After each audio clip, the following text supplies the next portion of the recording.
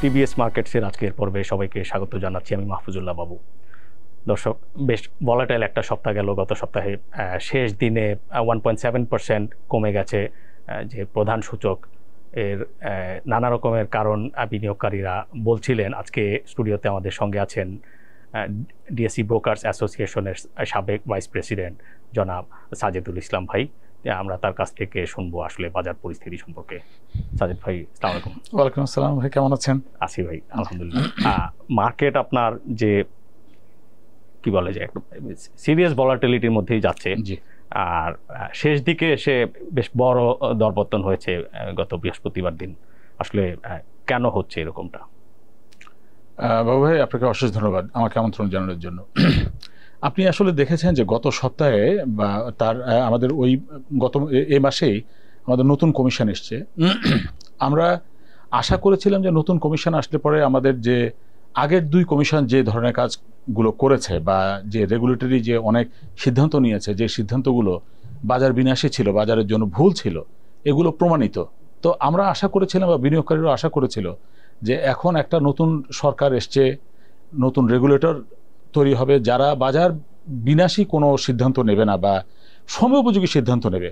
হয়তো অনেক সিদ্ধান্ত বাজার উপযোগী কিন্তু সেটা সময় উপযোগী না, এই ধরনের একটা বিষয় যে আপনি এখনই করতে হবে নট নেসেসারি। আপনি হয়তো কোনো একটা সিদ্ধান্ত আপনি হয়তো 2, 4, 5, 7 দিন একটু সময় নিয়েও দিতে পারতেন। এই ধরনের বিষয়গুলো বাজারে অনেক বেশি সেন্সিটিভ বাজার। এটা আসলে আমাদের বিনিয়োগকারীরা খুব ভালোভাবে নেয়নি বলবো না, তারা একটু ভীত সন্ত্রস্ত যে আবার কখন কোন সিদ্ধান্ত আসে। তো আমাদের এই যে আনসার্টেনটির মধ্যে আছি আমরা বাজার নিয়ে, বা আমাদের রেগুলেটরি থেকে যে আনসার্টেনটি বা তাদের অনেক সিদ্ধান্ত আমাদের বাজারকে আসলে একটু ভীতির জায়গা তৈরি করেছে। দ্যাটস ওয়াই আসলে এটা। আর সেই সাথে আপনি তো জানেন যে আমাদের বাজারে ইকোনমিতে ইন্টারেস্ট রেট হু করে বাড়ছে। আবার গত সপ্তাহে পলিসি রেট বাড়লো। তো পলিসি রেট যখন বাড়বে ওখানে টাকা ব্যাংকে ফেরত যাবে, এটাই নিয়ম। স্টক মার্কেট বা অন্য কোনো মার্কেটে আসবে না, এটাই খুব স্বাভাবিক একটা ব্যাপার। তো এখন আমি যদি আমার কিছু টাকা আইডেল থাকে, আমি চিন্তা করব যে আমি সরকারকে যদি আমি একটা বিল বা বন্ডে যদি বিনিয়োগ করি তাহলে আমি কত রিটার্ন পাচ্ছি। আর আমি যদি স্টক মার্কেটে বিনিয়োগ করি, আমার বিনিয়োগের সাথে একটা রিস্ক থাকবে। সে রিস্ক যদি আমি বিল বন্ডের চাইতে বেশি বিট করতে না পারি তাহলে তো আমি স্টক মার্কেটে বিনিয়োগ করব না। তো স্টক মার্কেটে বিনিয়োগ করতে হলে আমাকে বিল বন্ডকে বিট করতে হবে। এখন যে অবস্থা আছে মানুষের ভিতরে, যে ভীতিকর সময় পার করছে, ওই বিল বন্ডকে আমরা আসলে বিট করতে পারছি না দেখেই বাজারে এই মুহূর্তে টাকা আসছে না। আরেকটা বড় বিষয় হলো আমাদের ফরেন বিনিয়োগকারী বা আমাদের যারা বাজারে বড় বিনিয়োগকারী আমরা যাদেরকে মনে করি, মিউচুয়াল ফান্ড বা আমাদের ইনস্টিটিউট, তারাও আসলে এই মুহূর্তে একটু হাত বাঁধা। তাদের আসলে এগুলো নানান কারণে স্টাক সেটাই হাত বাঁধা। এই কারণেই আসলে এই মুহূর্তে বাজার নিয়ে আমরা খুব বেশি আশাবাদী হতে পারছি না আর কি। আচ্ছা, আপনি এই যে কিছুদিন আগে আমাদের সর্বশেষ প্রোগ্রামে বলছিলেন যে 1 বছরের মেয়াদে হলেও আপনি শেয়ার কিনবেন, এন্ড দ্যাট ওয়াজ যে আপনার যে গণ অভ্যুত্থানের আগে এবং গণ অভ্যুত্থানের পরে আমরা দেখলাম যে আপনার যে ব্লু চিপ অনেকগুলো শেয়ার থেকে খুব একটা সাডেন স্পাইক হয়েছে। মোটামুটি যারা বেশি দামে কিনে আটকে ছিলেন তারাও আগের চাইতে ভালো আছেন, যারা কমে কিনেছিলেন তারা বেশ ভালো প্রফিট করেছেন। তো আচ্ছা, আমরা আনসার্টেনটি পার্টে ফিরে আসি। তো আমরা আসলে আগের বিভিন্ন সময়ে যে আপনার আগের 2 রেগুলেটরের সময় বিশেষ করে, যেমন আমরা মিউচুয়াল ফান্ড থেকে শুরু করতে পারি যে রিইনভেস্টমেন্ট ইউনিট দেওয়া হবে কি হবে না, এগুলো নিয়ে সেকেন্ডারি মার্কেট ইম্প্যাক্ট ছিল অনেক। পরবর্তীতে আবার দেখা গেছে যে আপনার যে মেয়াদ বাড়ানো মিউচুয়াল ফান্ড, এগুলো নিয়ে হয়েছে। পরবর্তীতে যখন অধ্যাপক শিবলি রুবাইতুল ইসলাম এসেছেন তখন তো আসলে রেগুলেশনস চেঞ্জ অ্যান্ড যে আপনার যে কি বলে যে বাই রুলস না গিয়ে বাই ডিসক্রিপশন যাওয়ার যে একটা সংস্কৃতি খুব জোরালো হয়েছিল। এখন কি বর্তমান রেগুলেটর তো আসলে বলছেন যে তারা যে rules and they want to stick to rules, তো আসলে আবার এর ইম্প্যাক্ট দেখা যাচ্ছে সেকেন্ডারি মার্কেটে। তো আলটিমেটলি বিনিয়োগকারীর জন্য কোনটা আসলে আলটিমেটলি বিনিয়োগকারী যে রুলস যদি কোনোটা থাকে সেটাতে স্ট্রিক্ট থাকাটাই ভালো। আমরা যেটি অফ দ্য রেকর্ড আমরা বলছিলাম যে এমন যদি হয় যে আমরা কখন কোনটা আমাদের উপরে চাপায় দিবে এই ধরনের জিনিস আমরা যদি না জানি, যে কোনো সময় আসতে পারে, কিন্তু এটা এরকম না হয়ে আমাদের যদি একটা গাইডলাইন থাকে, একটা রুলস থাকে যে একটা কোম্পানি এই ধরনের কাজ করলে তার জন্য এই ইম্প্যাক্ট আসবে, এগুলো তো ছিলই, এগুলো এক্সাম্পশন দেওয়া হচ্ছে। সেটাই, এই এক্সাম্পশন দেওয়াটাই তো সবচেয়ে বড় ভুল ছিল। এই এক্সাম্পশন দেওয়ার কারণে আমার ভিতরে একটা আশার জায়গা তৈরি হয়েছে, আমার এক্সপেকটেশন বেড়ে গেছে যে আরো ওই ধরনের এক্সাম্পশন আমি পাবো। এখন যখনই আমাকে এক্সাম্পশন না দিয়ে আমাকে শাস্তির আওতায় আনা হচ্ছে, এখন আর আমার এটি ভালো লাগছে না। যদিও আপনি হয়তো মিন করতে চাচ্ছেন যে আমাদের গত সপ্তাহে আমাদের কয়েকটা কোম্পানিকে জেড ক্যাটাগরিতে নেওয়া হয়েছে, আমরা হয়তো বিষয়টা আসলে আমি যেটা মনে করি যে এটাকে আসলে এই কোম্পানিগুলো জেড ক্যাটাগরিতে যাওয়ার মতোই, এটা জেড ক্যাটাগরিতে যেত, এটা টুডে টুমোরোর কোয়েশ্চেন। ও জেডে যাবে না কেন? যেই কোম্পানিগুলো ডিভিডেন্ড দিতে পারছে না তার তো আলাদা আসলে একটা ক্যাটাগরি থাকতেই হবে, সেই ক্যাটাগরিটা জেড। তো এই ধরনের কোম্পানিগুলো আমরা, আপনার মনে আছে অবশ্যই যে আগে যখন একটা কোম্পানি ডিভিডেন্ড যেদিন ডিক্লেয়ার করতো, যদি কোনো কোম্পানি ডিভিডেন্ড ডিক্লেয়ার না করতো, যেটাকে আমরা নো ডিভিডেন্ড বলি, তারপরের দিন থেকে কিন্তু এটা জেড ক্যাটাগরিতে চলে যেত। অথবা যদি কোনো কোম্পানি কোনো প্রতারণার আশ্রয় নিত, প্রতারণাটা কেমন, যে সে ডিভিডেন্ড ডিক্লেয়ার করেছে কিন্তু সময় মতো ডিভিডেন্ডটা ডিসবার্স করেনি, তাকেও আমরা জেড ক্যাটাগরিতে দিব। তো এই ধরনের কোম্পানিগুলোকে আমি কাউকে এক্সাম্পশন দিব আর কাউকে এক্সাম্পশন দিব না, এই ধরনের মানে ব্যবস্থা তো আসলে একটা রেগুলেটর নিতে পারে না। যেই কাজগুলো গত কমিশন করেছে, এখন ওইটাই যদি আবার কন্টিনিউশন হয়, যে আমি আবারও যদি মনে করি যে আমাকে অন্য কোনো জায়গায় একটা এক্সাম্পশন দেওয়া হবে, তাহলে তো বাজার আসলে কাঙ্ক্ষিত জায়গায় যাবে না। দুইটা মানে আমার হাতে দুইটা একই টাইপের শেয়ার আছে, যে একটা জেডে যাবে একটা যাবে না, সেটি কথা বলছেন না? সেটাই আমি বলছি যে দুটোই যদি আমার হাতে থাকে, আমি আমাকে জানতে হবে যে আসলে আমি বিনিয়োগ করার আগে আমার কোম্পানি যেহেতু আমি বিনিয়োগ করেছি, আমাকে দেখে শুনে বিনিয়োগ করতে হবে, বুঝে বিনিয়োগ করতে হবে যে আমার কোম্পানি ডিভিডেন্ড দিতে পারবে কি পারবে না। আমি যদি দেখি যে ডিভিডেন্ড দিতে না পারে, তাহলে আমি কিনতে পারি, কিন্তু আমাকে এইটুকু বিশ্বাস করতে হবে যে আমার কোম্পানি জেডে গেলেও কোনো সমস্যা নেই, তাহলে আপনি কেনেন, অসুবিধা নেই। আমরা তো কাউকে না করবো না, বা আমাদের কোনো রেগুলেটরও না করে না যে বিনিয়োগকারীর ফ্রিডম, এটা বিনিয়োগকারীর ফ্রিডম। কিন্তু বিনিয়োগকারী যেহেতু তার কোম্পানিতে বিনিয়োগ করেছেন, তার কোম্পানি কি করবে না করবে এটা তারই জানার কথা। তো এখন আমরা আসলে যে ফ্রিডমটার কথা যে বলছি, এই ফ্রিডমটার সাথে আরেকটা জিনিস আমাদেরকে এখানে সবসময় খেয়াল করতে হবে, যে আমাদের এখানে যেন মানে কোনো, যেটাকে আমরা গেমলিং বলি, এই ধরনের কাজের ভিতরে যেন আমাদের বিনিয়োগকারীরা নিজেরা না জড়ায় যান। কারণ আমরা সবসময় বাজারে বিনিয়োগকারীর কথা বলি যে আমরা সেকেন্ডারি মার্কেটে বিনিয়োগকারীকে আমরা রক্ষা করতে চাই, সেকেন্ডারি মার্কেটে বিনিয়োগকারীদেরকে রক্ষা করতে চাই। এই রক্ষা করতে গিয়ে তাদের কাছকে যে সর্বনাশগুলো করা হচ্ছে এই ধরনের এক্সাম্পশন দিয়ে, বা যখন তখন যে কোনো ধরনের একটা সিদ্ধান্ত চাপাই দিয়ে যে সর্বনাশ করা হচ্ছে বাজারের, এটাতে বাজারের আস্থা নষ্ট হচ্ছে, নতুন বিনিয়োগকারী আসার রাস্তা নষ্ট হচ্ছে, নতুন বিনিয়োগকারী এখানে আসতে চাচ্ছে না। কারণ আমাদের প্রত্যেকের মুখে আমাদের কোনো হাসি নেই, আমরা সারাক্ষণ আমাদের যে ভাইগুলো বিনিয়োগ করেছে তাদের মুখের দিকে তাকানো যায় না। আমি একটি ব্রোকার হাউসে পরিচালনা করে আমি আমার কোনো বিনিয়োগকারীর সাথে কথা বলতে পারি না, তাদের মুখ সারাক্ষণ অন্ধকার।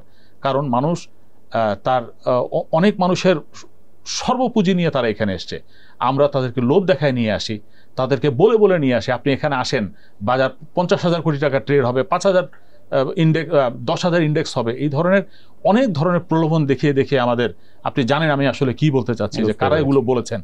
তো এই ধরনের প্রলোভন দেখায় নিয়ে এসছি, কিন্তু আমরা বাজারের প্রকৃত যে চিত্র, বাজারের প্রকৃত চিত্রটা তাদেরকে কখনো জানতে দেয়নি। যেরকম আমাদের গত যে সরকার প্রকৃত চিত্র আমাদের যে ইকোনমির, সেটা আমাদেরকে যেরকম জানতে দেয়, এখন সব জায়গায় যদি এরকম হাইড অ্যান্ড সিক থাকে, কোনোদিন একটা জায়গায় ভালো হতে পারে না। আমরা সবসময় চাই এটা স্বচ্ছতা থাকুক, আমরা যেই ধরনের তথ্যগুলো আমরা বাজারে দেই, এই তথ্যগুলোর ভিতরে স্বচ্ছতা থাকুক। কোনো তথ্য আমরা যতটুকু দিব যেন মিথ্যা তথ্য না থাকে, এবং আমরা যেন কোনো ভুল তথ্য আমরা বাজারকে প্রোভাইড না করি, তাহলে বাজার ঠিক থাকবে।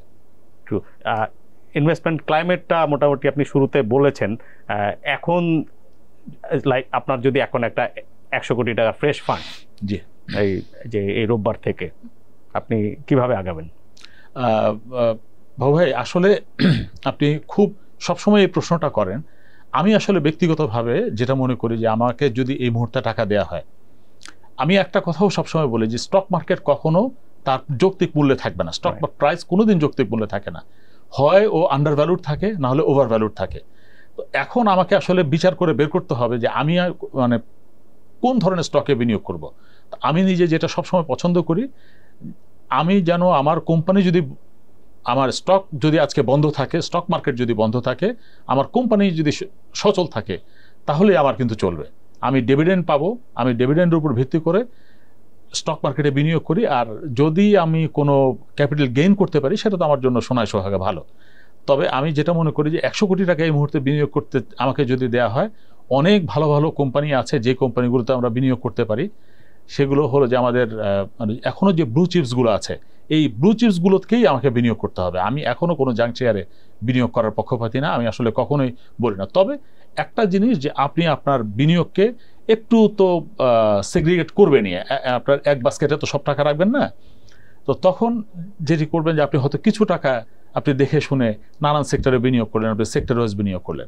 তবে আমাদের বাজারটা কিন্তু এখন আপনি দেখবেন যে গত সপ্তাহে শুধুমাত্র ইসলামী একটা সিস্টেমের ভিতরে চলে গেছে, যেই কোম্পানি ইসলামী ব্যাংক।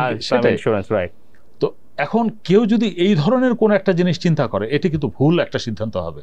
কারণ যে ব্যাংকগুলোর অবস্থা খুব খারাপ বা যার অবস্থা খুব খারাপ, এই কোম্পানির শেয়ারগুলো আপনি গত সপ্তাহে প্রথম দিকে কেউ কিনছিল না, এখন আপনার দুদিন পরে আপনার 20% 30% বাড়িয়ে আমরা কেনার যে চেষ্টা করছে। আসলে এটা কিন্তু একটা বুঝতে হবে যে কেন এই ধরনের কাজগুলো হচ্ছে। আজকে আমি একজন সাংবাদিকের একটা লেখা আমি পড়লাম, উনি খুব ভালো একটা অ্যানালাইসিস করেছেন যে দেখেন, ইসলামী ব্যাংকের কথা যদি বলি, ইসলামী ব্যাংকের একটা বড় শেয়ার পোর্শন আগের যে স্পন্সর বা ডাইরেক্টর যারা ছিলেন নামে বেনামে এই শেয়ারগুলো স্টাক হয়ে গেছে, এগুলো এখন বিক্রিযোগ্য না। কারণ এগুলোকে বাংলাদেশ ব্যাংক বা রেগুলেটরি এগুলো বন্ধ করে দিয়েছে, তাদের কোনো লেনদেন হবে না। এই সুযোগে আপনি যে আমাদের মার্কেটে যে ফ্লোটিং শেয়ার যতটুকু থাকে, এটার আসলে স্কারসিটি তৈরি হয়েছে, কমেছে। এখন আপনি এই কারণে যদি এটাকে বাড়ানোর চেষ্টা করেন, আর আমরা সাধারণ বিনিয়োগকারী যদি ওই 30% 40% বা 50%, কোনো শেয়ার তো 100%-এর কাছাকাছি গেইন করেছে, এখন গিয়ে যদি আমি বিনিয়োগ করি, আমাকে বুঝতে হবে যে যারা কিনেছেন তারা কিন্তু আসলে কেউ বোকা লোক না, বা একজন যে বিনিয়োগকারী কিনেছেন উনি আমার চেয়ে অনেক শার্প এবং অনেক বুদ্ধি রাখেন। যদি খুব অল্প সময়ের ভিতরে ভালো একটা প্রফিট হয়, এই প্রফিট টেক ওনারা করবেন।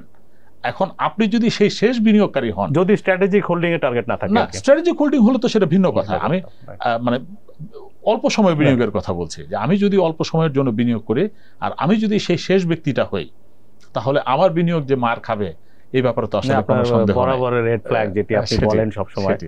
আর হচ্ছে যে আপনার অনেক, আমরা আসলে আজকে মার্কেটেও আমরা ছিলাম বেশ 2-3 দিন, অনেক বিনিয়োগকারী আসলে খুব দুঃখ প্রকাশ করছেন। তাদের যে সমস্ত যেগুলো একটু যে আমরা উইক প্রোফাইলের কোম্পানি বলি, তারা বলছিলেন যে আসলে সিইং ইজ বিলিভিং, এগুলো মোটামুটি একটা লেভেলে কিনলে অল্প কিছু প্রফিট পাওয়া যেত, এগুলো হচ্ছিল। কিন্তু এখন এগুলো যখন আপনার শার্পলি ফল করছে, এই শেয়ারগুলো যারা হোল্ড করছেন তাদের জন্য যদি আপনার কোনো পরামর্শ থাকে। আসলে মানে দেখেন, একজন বিনিয়োগকারী তো উনি ওনার নিজের বুদ্ধিতেই বিনিয়োগ করেন, বা উনি ওনার অ্যানালাইসিস করেন, পড়ালেখা করে বিনিয়োগ করেন, আমরা এটা বিশ্বাস করতে চাই।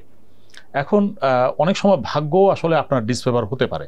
যেমন আমি দেখেছি যে আমার ক্ষেত্রে এরকম হয়েছে যে আমি একটা শেয়ার কিনেছিলাম, সেটি বাড়ে না, কিন্তু হঠাৎ করে যেদিন একটু বাড়লো আমি বিক্রি করে দিলাম, তারপর দিন থেকে আসলে ও বেশি বাড়া শুরু হলো।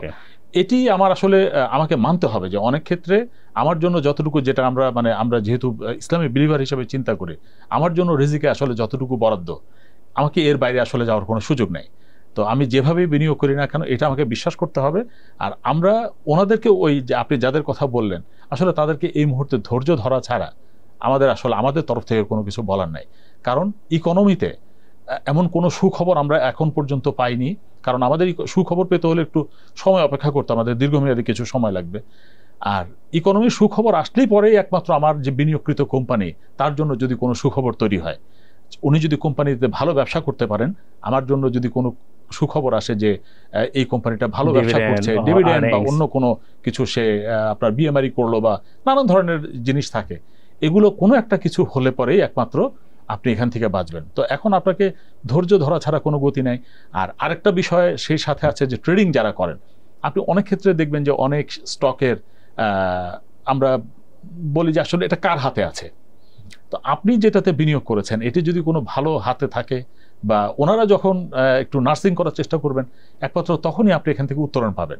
এছাড়া আপনি যদি এই মুহূর্তে বিক্রি করে দেন আপনাকে লস নিয়ে বেরিয়ে আসতে হবে। এর বাইরে আসলে কোনো বিনিয়োগকারীর জন্য কোনো পরামর্শ দেওয়াটা একটু ডিফিকাল্ট ব্যাপার। বুঝতে পেরেছি। আর আপনি 1 বছর মেয়াদে শেয়ার কিনবেন বলছিলেন ফিসকাল ইয়ারের শুরুতে, মাত্র প্রথম কোয়ার্টার গেল, আরো 3টা কোয়ার্টার আছে, আপনার এক্সপেকটেশন কি নেক্সট 3 কোয়ার্টারে? আমি এখন পর্যন্ত বলছি আমাদের মার্কেটে এখনো অনেক ভালো শেয়ার আছে যেগুলো ব্লু চিপস কিন্তু আন্ডার ভ্যালুড এখনো আছে, যেগুলো আমি যদি এখনো বিনিয়োগ করি আমার এই বিনিয়োগের যে ডিভিডেন্ড ইল্ড হবে এটি হয়তো আমি যদি টাকা স্টক মার্কেটে বিনিয়োগ না করে যদি বন্ডে বিনিয়োগ করি বা অন্য জায়গায় বিনিয়োগ করে ব্যাংকে রাখি হয়তো ওই পরিমাণ পাবো না, কিন্তু স্টক মার্কেট থেকে যদি আমি একমাত্র আমার সোর্স অফ ধরি যে এটাই আমার একমাত্র সোর্স, তাহলে অবশ্যই আমাকে এখনো ব্লু চিপ শেয়ারগুলোতেই থাকতে হবে যেটি আমাদের ভালো ডিভিডেন্ড দেয়। কারণ সামনে আপনার আমাদের যে ডিসেম্বর ক্লোজিং, জুন ক্লোজিং, এই ধরনের অনেকগুলো 2টা ইয়াতে আমাদের ক্লোজিং হয়, এটাকে বিবেচনা করে আমাকে আসলে বিনিয়োগ করতে হবে যে আমি এখন কোন সময়টাতে আছি। আমি এখন যেহেতু জুন ক্লোজিংটায় পাচ্ছি, সামনে আমাদের অনেকগুলো জুন ক্লোজিংয়ের ডিভিডেন্ড আসবে। আপনি গত বৃহস্পতিবারে দেখেছেন আমি পড়লাম যে আমাদের একটি রিয়েল এস্টেট এবং আমাদের ইয়েতে যে কোম্পানি আছে ওর একটা ডিভিডেন্ড এসছে। তো এই ধরনের এখন জুন ক্লোজিংগুলো ডিভিডেন্ড আসবে। আর আপনি যদি আর একটু পরে বিনিয়োগ করেন, আরো 2 মাস পরে যদি বিনিয়োগ করেন, তাহলে আপনাকে ডিসেম্বর ক্লোজিং এর যে কোম্পানিগুলো এগুলোতে যদি বিনিয়োগ করেন, একটু দেখে একটু চিন্তা করে বুঝে যদি বিনিয়োগ করি কোনটা ভালো হবে, কোনটা কাম ডিভিডেন্ড, যেটা যে এখন যদি আমি এই মুহূর্তে আমি ডিসেম্বর ক্লোজিং এটা যদি আমি বিনিয়োগ করি তাহলে আমাকে বিনিয়োগটা একটু ধরে রাখতে হবে আসলে অনেক লম্বা সময়। আর এখন যদি বিনিয়োগ করি, আমি যে গত জুনে আমাদের যে ক্লোজিংটা গিয়েছে, যে ক্লোজিংগুলো যে কোম্পানির, আমি যদি ওইটাতে বিনিয়োগ করি আমার খুব নিকট ভবিষ্যতে আমার এগুলো ডিভিডেন্ড পাওয়ার সম্ভাবনা বেশি। আর যদি এই কোনো কোম্পানি যদি ভালো ডিভিডেন্ড দেয় তাহলে অবশ্যই আমার ওই সময় একটা ক্যাপিটাল গেইনের একটা সুযোগ আছে। আর যদি আমি ডিসেম্বর ক্লোজিং কোম্পানিগুলোতে বিনিয়োগ করি তাহলে এখনো আমার হাতে চিন্তা করার মতো 1-1.5-2 মাস সময় আছে, বা আমি ডিসেম্বর দেখেও বিনিয়োগ করতে পারি। আপনাকে অসংখ্য ধন্যবাদ, আপনাকে শিডিউল থেকে আজকে টাইম দিয়েছেন, আপনাকে অশেষ ধন্যবাদ। Thank you. দর্শক, সাজেদ ভাই বলছিলেন যে আসলে বাজারে এখন যারা একটু দুর্বল মূল্যভিত্তির শেয়ারগুলো যারা হোল্ড করছিলেন এগুলো ব্যাপক দরপতন হচ্ছে। তিনি বলছিলেন যে আসলে এই বিনিয়োগকারীরাই শেয়ারগুলোতে আকৃষ্ট হয়েছে মূলত গত টানা কয়েক বছর ধরে এই শেয়ারগুলোকে আপনার নীতি পরিবর্তন করে এগুলোকে জেডে পাঠানোর কাজটি বিলম্বিত করা, তারপরে যখন পাঠানোর কথা নিয়ম অনুযায়ী তখন একটা এক্সাম্পশন দেওয়া, পার্শিয়ালি আইনের অ্যাপ্লাই করা, যে সিকিউরিটিজ রেগুলেশনস রুলস এগুলোর অ্যাপ্লাই করা, একটা যে হযবরল অবস্থার মধ্যে বিনিয়োগকারীরা আসলে বুঝতে পারছিলেন না কি হতে যাচ্ছে। এর মাঝখানে দেখা গেল যে বিনিয়োগকারীরা সেগুলোতে দিয়েছেন, বিশেষ করে সাধারণ ক্ষুদ্র বিনিয়োগকারীরা। এই যে লাস্ট উইকে আপনার বেশ কয়েকটা শেয়ারকে আপনার জেড ক্যাটাগরিতে সময়মতো পাঠিয়ে দেওয়ার একটা নির্দেশনা দিয়েছে নতুন কমিশন। এগুলোর একটা মিশ্র প্রতিক্রিয়া আসছে বিভিন্ন পক্ষ থেকে। তো সাজেদ ভাই যেটি মিন করছেন যে আসলে যে নিয়ম যেটা করা হবে সেটিতে স্টিক থাকতে হবে, আর ঘন ঘন নিয়ম পরিবর্তন করা বা পার্শিয়ালি বায়াসড ওয়েতে যদি নিয়ম অ্যাপ্লাই করা হয় তখন আসলে বিনিয়োগকারীদের মধ্যে ভীতির সঞ্চার হয়। সেটি থেকে আসলে সেটির পুনরাবৃত্তি যাতে আর না ঘটে তিনি সেটি বলছিলেন। আর মৌলভিত্তি সম্পন্ন যে সমস্ত শেয়ার যেখান থেকে নিয়মিত একটা ডিভিডেন্ড আসে সেসব শেয়ারেই তিনি এখন বিনিয়োগ তার ইনভেস্টমেন্ট হোল্ড করতে চাচ্ছেন। আমাদের অনুষ্ঠান ভালো লাগলে লাইক করবেন, শেয়ার করবেন।